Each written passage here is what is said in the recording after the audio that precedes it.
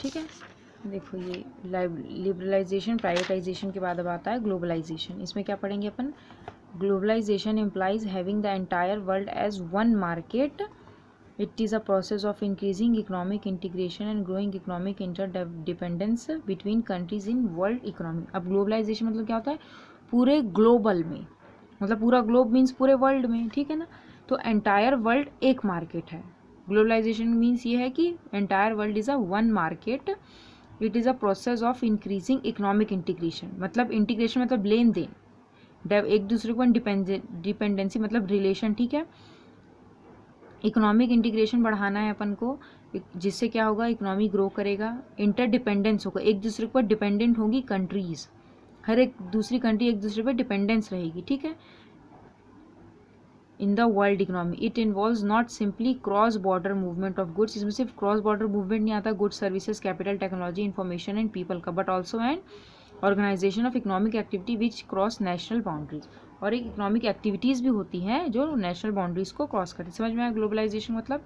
Globalisation means entire world is a one market in which countries are interdependent to each other, ठीक है, एक दूसरे पर interdepend करते हैं, जिससे क्या होगा, इकोनॉमी का ग्रोथ करेगा, इंक्रीज होगा इकोनॉमी का इंटीग्रेशन, लेन देन, ठीक है, ये सब इंक्रीज होगा। और ये किस में डील करते हैं, हर ज़रूरी नहीं है कि सिर्फ गुड्स सर्विसेज हो, पर ये क्या करते हैं, इकोनॉमिक एक्टिविटीज़ को भी बढ़ावा देते हैं कि अपन को करना चाहिए ग्लोबल से। ये नहीं कि अपने एक बंधे अपने कंट्री के अंदर ही लेन देन करो, तो नहीं, ऐसा नहीं, पूरे कंट्री के साथ ग्लोबलाइजेशन, ठीक है ना, खुल के पूरा अपन को व्यापार करना है। Export and imports are without restriction, इसमें एक्सपोर्ट एंड इम्पोर्ट्स बिना रिस्ट्रिक्शन के कर सकते हैं। Import duties are reduced drastically. अब इसमें क्या होता है, इम्पोर्ट ड्यूटीज़ रिड्यूस होंगी, ठीक है ना, ताकि क्यों रिड्यूस करती हैं, मोटिवेट करने के लिए, ताकि ज़्यादा से ज़्यादा इम्पोर्ट हो, आपके यहाँ गुड्स आए बाहर का। Government normally does not interfere in the affair of the business, और गवर्नमेंट नॉर्मली इस बिजनेस के इसमें इंटरफेयर्स नहीं करती, ठीक है ना। फिर क्या है, any country which can sell goods without any binding to any other country, इसमें क्या करती है, कोई भी कंट्री गुड्स बेच सकती है, ठीक है ना, सेल कर सकती है without any binding to the other country, ठीक है ना, बिना किसी कंट्री के दूसरे कंट्री के बाइंडिंग्स होने से भी, मतलब जरूरी नहीं कि हर कंट्री से रिलेशन करना, अगर रिलेशन नहीं फिर भी वो उस कंट्री में गुड्स बेच सकते हैं, ठीक है ना। पर ऐसा नहीं कि वहाँ आप गुड्स भरवा के लेके चले गए, लो खरीदो करके, नहीं, ये सब पेपर वर्क होता है, एग्रीमेंट्स वगैरह होते हैं, उसके बाद ये सब होता है, ठीक है ना। तो ये सब ये गवर्नमेंट करती कि एक्सपोर्टेशन इम्पोर्टेशन हो अलग कंट्री में, तो ऐसा रहता है इसका। There are no restriction on the entry of the foreign firms, इसमें फॉरेन फर्म्स के एंट्री में भी कोई रिस्ट्रिक्शन नहीं होता, ठीक है ना। तो ये सब होते हैं इसमें, कितने, इसके भी कम से कम 3-4 पॉइंट्स आपको पढ़ने, ठीक है, ग्लोबलाइजेशन के। अब एडवांटेजेस क्या होते हैं ग्लोबलाइजेशन के, यहाँ से है अवेलेबिलिटी ऑफ न्यू टेक्नोलॉजी। अब जैसे कोई अच्छी बड़ी, मतलब जैसे अमेरिका है, वहाँ पे उन्हें नई टेक्नोलॉजी लेके आए हैं, जो भी प्लांट्स एंड मशीनरी या फिर कुछ भी इक्विपमेंट्स हो, नई टेक्नोलॉजी आई है, तो वो अगर ग्लोबलाइजेशन रहेगा, दूसरे कंट्रीज से रिलेशन रहेंगे, तो जाहिर सी बात है वो टेक्नोलॉजी आप भी यूज़ कर सकते हो, या तो खुद बनाओगे उनसे जानकारी लेके, आप उनसे मंगवाओगे वो टेक्नोलॉजी। तो वही बोल रहा है, globalisation encourage entry of foreign capital and new technology, foreign capital भी आएगा और न्यू टेक्नोलॉजी भी आएगी। This improves labour productivity and product quality, इससे क्या होगा, लेबर की प्रोडक्टिविटी बढ़ेगी, जो लेबर है उनकी प्रोडक्टिविटी बढ़ेगी, ठीक है ना, वो और एडवांस होंगे, उनको टेक्नोलॉजी चलाना आएगा, मतलब, ठीक है ना, और प्रोडक्ट की क्वालिटी भी इंक्रीज होगी इससे। Hence economic development takes place, जिससे क्या होगा, इकोनॉमिक डेवलपमेंट होगा। Increase in standard of living, globalisation rise the standard of living of people because people get better quality of goods at lower price. अब technologies हर चीज़ अच्छे तरीके से यूज़ करेंगे तो क्या होगा, लो प्राइस पे गुड्स मिलेंगे, अच्छी क्वालिटी के गुड्स मिलेंगे, जिससे क्या होगा, इंक्रीज होगा स्टैंडर्ड ऑफ लिविंग अपना। फास्ट इकोनॉमिक ग्रोथ होगा, countries get opportunity to share technical know how more easily, foreign investment increase at economic growth at fast rate. Increase in foreign trade, वही foreign trade से मतलब foreign से लेन देन ये increase होगा। Protectionist policy are removed and imports and exports are free, protectionist policies में क्या रहता है, प्रोटेक्शन करते हैं, मतलब इम्पोर्ट एक्सपोर्ट इस पर बहुत कम रहता है, जो वो रोक के रखता है, तो ऐसे ही पॉलिसीज़ को रिमूव कर दिया, जिससे क्या होता है, इम्पोर्ट एक्सपोर्ट अब फ्रीली अपन कर सकते हैं, ठीक है। फिर क्या, increase in foreign exchange reserve, foreign investment, अब फॉरेन के लोग यहाँ इन्वेस्टमेंट कर सकते हैं, आप फॉरेन में इन्वेस्टमेंट कर सकते हो ऐसा। एम्प्लॉयमेंट अपॉर्चुनिटीज़ इन अब्रॉड, बाहर काम करने का अपॉर्चुनिटीज़ मिलेगा एम्प्लॉयमेंट के। ग्लोबलाइजेशन रहेगा, सही बात है, जब एक वन मार्केट रहेगा तो कोई भी इंसान कहीं भी जाकर जॉब कर सकता है अगर उसकी रिक्वायरमेंट है उस हिसाब से। तो इंक्रीज इन फॉरेन कोऑपरेशन, ये हो गया। ये थे अब अपने main objective of economic reform से, ठीक है ना। अब इसमें क्या आता है, कौन कौन से रिफॉर्म्स है अपने इकोनॉमिक के। फर्स्ट क्या है, new industrial policy. New industrial policy में क्या है, under economic reform 1991 new industrial policy came into existence which envisages, इसमें क्या है, फर्स्ट है licence free. New economic policy जो आई है, मतलब नई पॉलिसी आई, उसमें क्या है, फर्स्ट है लाइसेंस फ्री।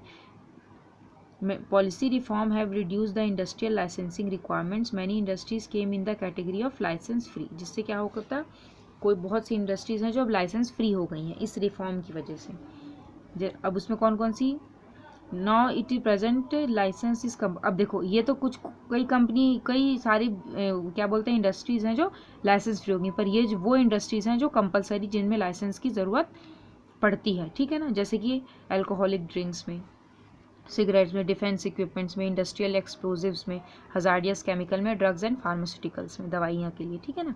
तो इन सब में कंपलसरी रहता है, बाकी अदर जो रहता है उसमें कंपलसरी नहीं रहता लाइसेंस का। End of registration, several industries have come in the list of the free registration free, इससे क्या होगा, रजिस्ट्रेशन फ्री हो जाएगा बहुत सारी इंडस्ट्रीज़ के लिए।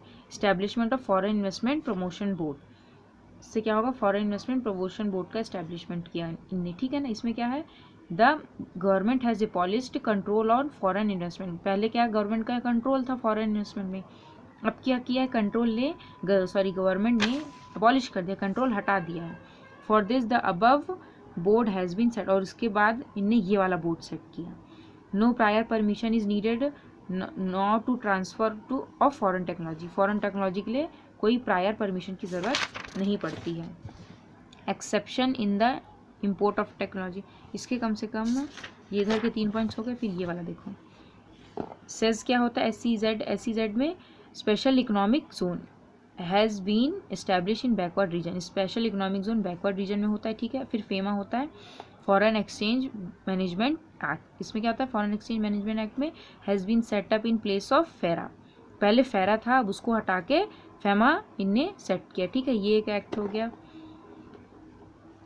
ये फिर काफ़ी इतना। फिर अब न्यू ट्रेड पॉलिसी, ये कौन सी थी, न्यू इंडस्ट्रियल पॉलिसी थी, अब यहाँ पे आएगा new trade policy. New trade policy में क्या है, in new economic reform trade policy have got tremendous change, unnecessary restriction have be remove. New trade policy से जो भी ट्रेड में रिस्ट्रिक्शंस लगे रहते थे अननेसेसरी, जिसकी ज़रूरत नहीं थी, उन सबको हटाया गया, ठीक है ना, रिमूव किया गया। अब क्या क्या रिस्ट्रिक्शंस थे, ठीक है ना, अब कैसे चेंज किया गया ये देखना है इसमें। Government has lifted all quantitative controls on product included in the export list, for example onion seeds, jute, iron and chemicals and agro products are freed. अब गवर्नमेंट ने जो भी क्वांटिटेटिव कंट्रोल लगा के रखा था, कैसे, प्रोडक्ट्स में, ये सब प्रोडक्ट्स में, उसको उन्होंने फ्री किया, हटाया वहाँ से कंट्रोल। फिर क्या है, there is no need to ask for licence for doing import, import करने के लिए आपको लाइसेंस की कोई ज़रूरत नहीं रहती है, ठीक है ना। इम्पोर्ट मीन्स क्या, आपके यहाँ पे आपके कंट्री में गुड्स आएगा। The EXIM procedure are simplified, export import, EXIM means क्या होता है, एक्सपोर्ट इम्पोर्ट प्रोसीजर पहले क्या है, सिंपल नहीं थे, अब सिंपल कर दिया है। फिर क्या है, export duty has been ended, जो एक्सपोर्ट ड्यूटी लगता था वो पूरी तरह से क्या कर दिया, ख़त्म कर दिया। नेक्स्ट है foreign capital market have been set up, और फॉरेन कैपिटल मार्केट सेट किया गया है। तो ये सब न्यू ट्रेड पॉलिसीज़ में आई हैं, ठीक है ना। तो इसके कम से कम 4 पॉइंट्स भी आप काफ़ी कर लोगे तो काफ़ी, ठीक है ना। इकोनॉमिक इंडस्ट्रियल पॉलिसीज़ में ट्रेड पॉलिसी। अब क्या होता है, फिस्कल पॉलिसी। फिस्कल पॉलिसी क्या होती है, under its fiscal deficit in the budget has been tried to come to 4% of GDP in, देखो इसमें क्या है, under fiscal deficit. Fiscal deficit क्या होता है, एक पॉलिसी है जिसमें डेफिसिट हो रहा है, माइनस हुआ है, ठीक है ना, मतलब नुकसान की बात कर रहा है। In the budget have been tried to come to 4% of GDP gross domestic product, ठीक है, GDP in place of 8.5% in 1991। The flowing efforts were in progress. अब देखो 1991 में देखा कि GDP में डेफिसिट हो रहा है, ठीक है, तो अब उनने क्या रिलैक्सेशन दिया है देखना। Reform in taxation, taxation reform करा है। फिर क्या है, to make effective the tax recovery system. Tax recovery system क्या था, अच्छा नहीं था, जिससे क्या करते थे, ज़्यादा से ज़्यादा लोग टैक्स पे नहीं करते थे, है ना। पहले उस समय जब था, ठीक है, तो हर कोई टैक्स पे नहीं करता था, चोरी करते थे। तो अब उसको इफेक्टिव किया गया, ठीक किया गया, जिससे कि चोरी बचे, तो ज़्यादा से ज़्यादा लोग टैक्स पे करते हैं, है ना। To reduce excise and import duty, excise और इम्पोर्ट ड्यूटी हटाया। To get more and more numbers of people in tax zone, ज़्यादा से ज़्यादा पीपल आए टैक्स पे करने वाले, क्योंकि गवर्नमेंट की जो मेन रिवेन्यू होता है, जो मेन उनको आवक होती है, वो टैक्स से ही होता है, ठीक है ना। कई तरह के टैक्स होते हैं, उनसे उनका मेन आवक होता है, इसलिए ज़्यादा से ज़्यादा लोग टैक्स भरें, इसलिए ऐसे इनने पॉलिसीज़ निकाली है। हो गया। और ये कई तरह के इनने रिफॉर्म्स दिए हैं।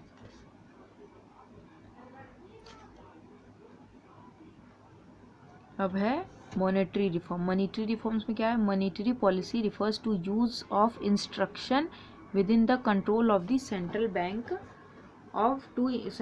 To influence the trend in certain sector of economy. अब मॉनेटरी पॉलिसीज में क्या आता है, वो सारे इंस्ट्रूमेंट होते हैं, use of instrument which within the control of central bank. Monetary policy में सेंट्रल बैंक ही होता है जो मेन कंट्रोल की, उसी के कंट्रोल के अंदर सारे मॉनेटरी जो भी पॉलिसीज होते हैं वो सब वर्क करते हैं, ठीक है ना। तो यही इन्फ्लुएंस करता है trend in certain sector of economy, ठीक है। इसमें ये बोल रहा है, generally monetary policy includes all those steps which have been taken by the government to control public expenditure. Monetary policy क्यों किया जाता है, ताकि जो भी खर्चे हैं कंट्री के डेवलपमेंट के लिए, पब्लिक के खर्चे के लिए, मतलब विकास के लिए जो भी खर्चे रहते हैं ना कंट्री के डेवलपमेंट के लिए, उसको कंट्रोल करना है गवर्नमेंट को, और अच्छे से अच्छा डेवलप भी करना है। ये मेन पॉलिसीज़ होती है कि कैसे कंट्री को चलाया जाए, क्योंकि देश पैसे से ही चलता है, और उसी पैसे का इन लोग को उनको रिफॉर्म करना, पॉलिसी बनानी पड़ती है, जिससे कि मनी को अच्छी तरीके से यूज़ किया जाए। तो उसमें ये सब उसका गवर्नमेंट कंट्रोल किस में रहता है, पब्लिक एक्सपेंडिचर में रहता है, रेट ऑफ इंटरेस्ट रहता है, सप्लाई ऑफ मनी होता है, क्रेडिट पॉलिसीज, ये कई तरह के इसमें होते हैं, ठीक है ना। ये मॉनेटरी पॉलिसी हो गया। उसके बाद ये कैपिटल रिफॉर्म्स, ये सब इतने कुछ खास है नहीं। उसके बाद ये पॉइंट्स में आ जाओ, ये लास्ट पॉइंट है, खत्म होने वाला चैप्टर। फिर क्या, managerial response to change in business environment. अब क्या मैनेजरियल रिस्पॉन्स है जिससे बिजनेस एनवायरनमेंट चेंज होता है, ठीक है ना। Change in business environment has immense impact on the managerial attitude towards business. अब बिजनेस एनवायरनमेंट चेंज होगा तो जाहिर सी बात है मैनेजरियल एटीट्यूड पे भी इफेक्ट पड़ेगा। अब क्या है, कंज्यूमर फोकस। कंज्यूमर फोकस में क्या आता है, companies are paying attention on good quality products and better packaging.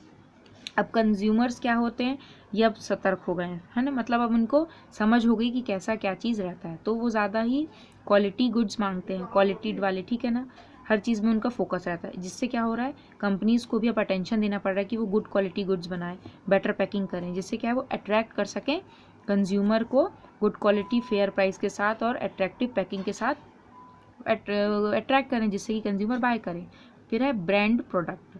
Brand product में क्या होता है, companies are spending huge amount on brand buildings, Hyundai, LG, Pantaloons etcetera. अब जो ब्रांडेड प्रोडक्ट्स है उसमें कंपनी ज़्यादा से ज़्यादा अमाउंट पे करती है, क्योंकि हर कोई ब्रांडेड आइटम खरीदना चाहता है, इसलिए। Latest technology, various successful companies are using latest technology and developing. The example is that the cellular phones. अब देखो कंपनीज क्या है, आजकल लेटेस्ट जो जैसे नया चलन में आ रहा है, टेक्नोलॉजी चेंज हो रही, डेवलप हो रही, उसी तरह से हर चीज़ चेंज हो जा रहा है फटाफट। आपने खुद देखा होगा स्मार्टफोन हर 2 महीने में नया लॉन्च करते रहते हैं, ठीक है ना। उसी का इन्हें एग्जाम्पल दिया है, चेंज टाइम के साथ साथ टेक्नोलॉजी चेंज हो रही है, उसी तरह डेवलप भी होते जा रहे हैं। फिर क्या है, consolidation of multinationals. Many multinational have entered the Indian market in a big way through joint ventures. Joint ventures के थ्रू बड़े बड़े जो मल्टीनेशनल कंपनीज होती है वो एंटर हुई है इंडिया में, ठीक है। For example Ford has entered the Indian market. ये फोर्ड क्या है, कार वाली कंपनी है जो बाहर की है, ठीक है ना। जॉइंट वेंचर विथ महिंद्रा, और ये किसके साथ वर्क कर रही, महिंद्रा के साथ, महिंद्रा एंड महिंद्रा के साथ मिलकर वर्क कर रही है। तो वही बोल रही, बड़ी बड़ी कंपनीज, मल्टीनेशनल कंपनीज यहाँ पे आके वर्क मिल जाती हैं यहाँ के कंपनीज से, तो जॉइंट में सब वर्क करते हैं। हो गया।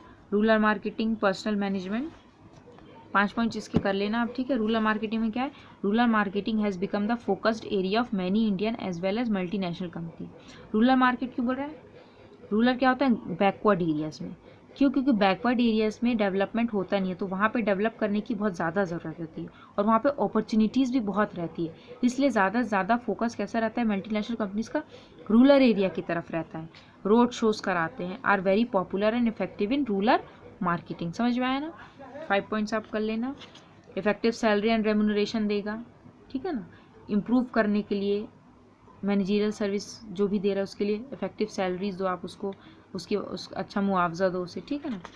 ये सब था इसमें बिजनेस इन्वायरमेंट में। समझ में आया?